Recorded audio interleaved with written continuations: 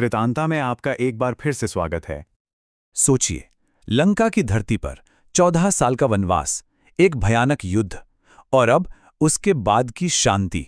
रावण हार चुका था, धर्म की जीत हुई थी, लेकिन इस जीत के शोर के बीच एक बहुत बड़ा सवाल हवा में गूंज रहा था।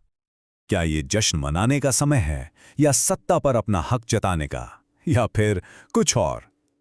श्री राम के चरित्र की असली परीक्षा तो अब शुरू होती है, जब उनके पास सब कुछ है। तो चलिए इस कहानी में और गहराई से उतरते हैं। आज हम श्री राम की अयोध्या वापसी की इस शानदार यात्रा को देखेंगे। हम शुरू करेंगे एक दिव्य वरदान से, फिर देखेंगे पुष्पक विमान की उड़ान, भरत को भेजा गया वो खास संदेश, भाइयों का वो भावुक पुनर्मिलन, और आखिर में वो भव्य राज्याभिषेक जिसने राम राज्य की नींव रखी। तो युद्ध खत्म हो चुका था और देवता खुद स्वर्ग से उतरे श्री राम को धन्यवाद देने। देवराज इंद्र उनकी वीरता से इतने खुश हुए कि उन्होंने श्री राम से कोई भी वरदान मांगने को कहा। और यहीं पर श्री राम के नेतृत्व का असली सार दिखाई देता है। वो अपने लिए कुछ भी नहीं मांगते, न धन, न शक्ति, न कोई और निजी फायदा। उनकी पहली चिंता उनकी सेना थी, वो सैनिक जिन्होंने उनके लिए अपनी जान दे दी। एक शासक का यही तो पहला धर्म है, अपने लोगों को खुद से पहले रखना। ये सिर्फ दया नहीं है, ये आदर्श नेतृत्व का एक जीता जागता उदाहरण है। और इंद्र का वरदान भी उतना ही खास था। ये सिर्फ जीवन लौटाने तक ही सीमित नहीं था। पहला, सारे सैनिक फिर से जीवित हो उठे। दूसरा, उनके सारे घाव भर गए, मानो युद्ध की थकान और दर्द कभी था ही नहीं। और तीसरा, ये वरदान सिर्फ उन सैनिकों तक ही सीमित नहीं था, बल्कि उनके भविष्य के लिए भी था। प्रकृति भी उनकी सेवा करेगी, ताकि वे जहां भी रहें वहां हमेशा खुशहाली हो। यह एक तरह से पूरी तरह से पुनर्स्थापना थी। अब जब सेना फिर से तैयार थी, तो घर लौटने का समय था। लंका से अयोध्या की यात्रा लंबी और मुश्किल थी, लेकिन विभीषण के पास इसका एक अद्भुत समाधान था। वो था पुष्पक विमान। ये कोई साधारण रथ नहीं था, बल्कि एक ऐसा चमत्कार था जो मन की गति से यात्रा कर सकता था और अपनी मर्जी से अपना आकार बदल सकता था। रावण ने इसे अपने भाई कुबेर से छीना था और अब ये श्री राम की सेवा में था। जैसे ही विमान ने उड़ान भरी, श्री राम ने इस यात्रा को एक यादों के सफर में बदल दिया। उन्होंने सीता को वे सभी खास जगह दिखाईं जहां उनकी कहानी के महत्वपूर्ण मोड़ आए थे।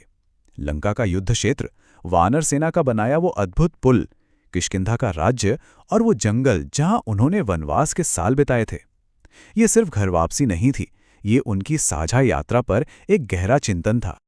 जब वे अयोध्या के करीब पहुंचे तो श्री राम ने एक बहुत ही महत्वपूर्ण फैसला लिया।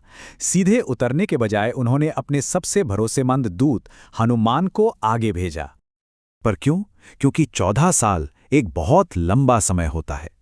श्री राम को यह जानना था कि उनके भाई भरत के मन में क्या चल रहा है। क्या सत्ता के मोह ने उन्हें बदल दिया होगा? क्या वो उस राज्य को छोड़ने के लिए तैयार होंगे जिस पर उन्होंने इतने लंबे समय तक शासन किया था? ये एक बहुत ही नाजुक पल था, जिसे बहुत सावधानी से संभालने की जरूरत थी। जरा इन दोनों भाइयों के बीच का अंतर देखिए। एक तरफ श्री राम हैं, जो एक विजयी राजा के रूप में लौट रहे हैं, और दूसरी तरफ भरत हैं, जिन्होंने सिंहासन पर कब्जा नहीं किया, बल्कि एक सेवक और तपस्वी की तरह शासन किया। ये निस्वार्थ शासन का एक आदर्श उदाहरण है, जहां सत्ता एक अधिकार नहीं बल्कि एक कर्तव्य है। हनुमान ने जो देखा, उसने सारे संदेह दूर कर दिए।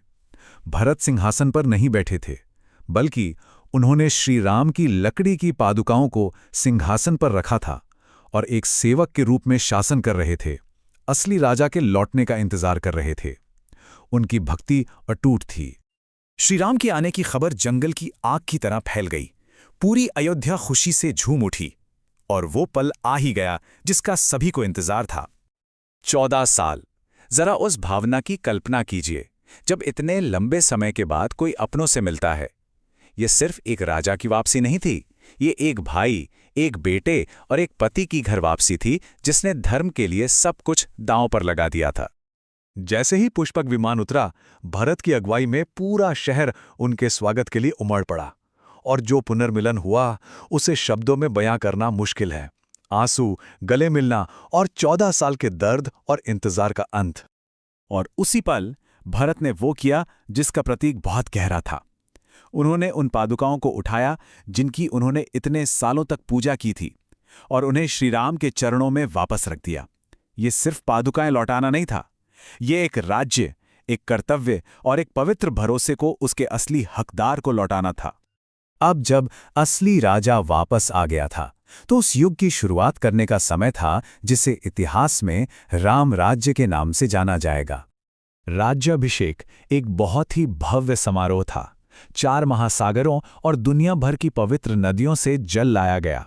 महान ऋषि वशिष्ठ ने अनुष्ठानों का नेतृत्व किया और वो प्राचीन मुकुट जो श्री राम के पूर्वजों का था, आखिरकार उसके असली उत्तराधिकारी के सिर पर रखा गया। और शाही जुलूस में पूरा परिवार सेवा में एकजुट था। भरत, जिन्होंने इतने साल राज्य चलाया था, अब श्री राम के सारथी बने। शत्रुघ्न ने शाही छाता पकड़ा और लक्ष्मण और विभीषण ने औपचारिक पंखे से सेवा की। हर कोई अपनी सही जगह पर था, धर्म और कर्तव्य के बंधन में बंधा हुआ। इस राज्याभिषेक के साथ एक स्वर्ण युग शुरू हुआ। लेकिन राम राज्य सिर्फ एक राजनीतिक व्यवस्था नहीं थी, ये एक चेतना थी। एक ऐसा युग जहां किसी को डर, गरीबी या दुख नहीं था, जहां न्याय सबसे ऊपर था और करुणा हर रिश्ते का आधार थी। जैसा कि ग्रंथ कहते हैं, पूरी दुनिया राममय हो गई। और ये हमें एक आखिरी सवाल पर छोड़ देता है। जब हम महान शासकों और स्वर्ण युगों की कहानियां सुनते हैं, तो हम असल में क्या सोचते हैं? क्या ये सिर्फ दौलत और समृद्धि के बारे में है, या ये उन मूल्यों के बारे में है जो एक समाज को एक साथ जोड़कर रखते हैं? कर्तव्य, बलिदान और अटूट करुणा। अगर आपको ये विश्लेषण पसंद आया तो इसे लाइक और शेयर जरूर करें। हमें नीचे कमेंट्स में बताएं कि आप आगे किस विषय के बारे में जानना चाहते हैं, और इस श्रृंखला की आने वाली कहानियों के लिए सब्सक्राइब करना ना भूलें। देखने के लिए धन्यवाद।